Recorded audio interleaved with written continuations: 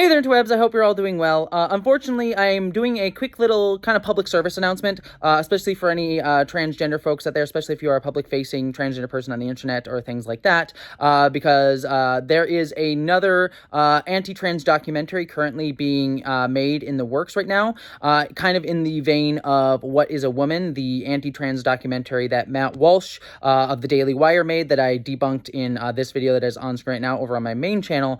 And this new anti-trans documentary is using the same tactics that Matt Walsh attempted to do for his documentary to try to trick transgender people into appearing in the documentary in order to take their words out of context and frame them as the villain and incite harassment of not only them specifically as a transgender person, but transgender people generally. So let's just go into some of the details and specifics just to give a forewarning and get the word out to as many transgender people as possible, or any trans allies who may be tricked into appearing to this documentary. So to get into the specifics of it, Eli Ehrlich, who is a transgender activist who I've talked about in other videos before and certainly has a history of different things that you can go into in discussing, but it's not relevant for this video. But if you wish to know more, I did videos on her. But for this video, she was reached out to by someone claiming to be for making a transgender documentary called It Takes a Village, asking her to possibly appear in an interview for the documentary. Now, as Eli states in her tweets about this, she was initially very wary of this, and what she did eventually find out when they sent her a calendar invite, she got to see the email link to the person sending the email, and it was for one Robbie Starbuck.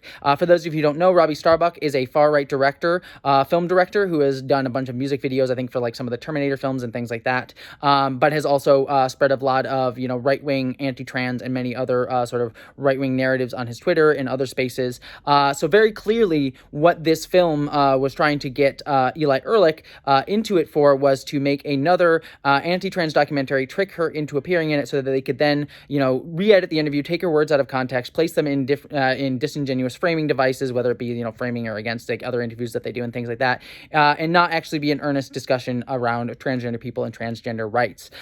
This is the same exact tactic, as I mentioned, that Eli almost had occurred to her as well with Matt Walsh, which he also exposed for that film. Something I discussed within my debunking of Matt Walsh's film is that, there could be a film that you could make that is an earnest discussion of what it means to be a woman and what that means in different social contexts, other contexts. But as I discussed in my debunking, Matt Walsh's film was not an earnest discussion and elaboration, but a propaganda film that pushed a lot of disinformation, deliberately lied, and deliberately misedited interviews in order to frame transgender people and our allies in ways that try to stoke violence and disinformation against us. And it's absolutely horrific and ghoulish and awful. And so it seems that Robbie Starbuck is attempting to jump on that same train to try and make a lot of money doing this, like right-wing propaganda film train, because clearly Matt Walsh is making a lot of money doing What is a Woman. He made a ton of money. It improved his YouTube channel considerably as well. It is just a way to make money by stoking hate and bigotry, and it seems like Robbie Starbuck is attempting to do the same thing. It is even more ghoulish in Eli Ehrlich's case because they attempted to, it seems, trick her to appearing in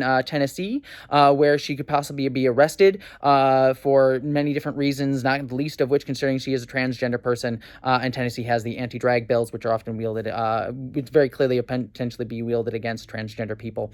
So that is a very clear attempt to not only vilify her, but to get her arrested, which is absolutely disgusting and ghoulish on numerous levels. So at the end of the day, what I just wish to say, I'm going and did all the details on all of this, but I want to say if you are a transgender person, just be very careful to the groups and people who reach out to you, who want you to appear in their productions or, channels and podcasts. The thing, I get these requests all the time. I literally, even today, I will not say who, but I was reached out to by a group that said, Jessie, we'd love to have you on our platform so you can talk about transgenderism. We want to have like an equal debate about it.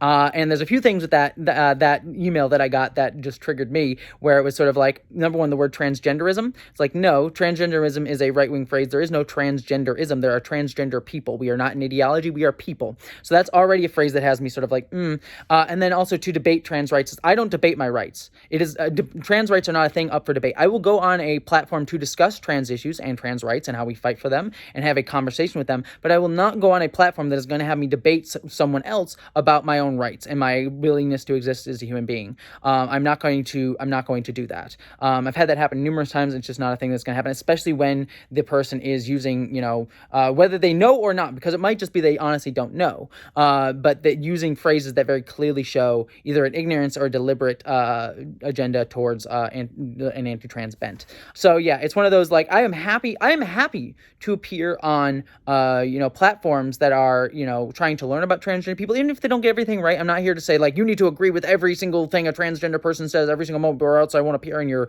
podcast or your show or whatever. It's like, no. I am always here as an educator. I am here as an activist. I want to teach. I want to help people learn. I am also willing to fight for transgender rights and fight bigots and assholes, but I am not going to do it on their terms.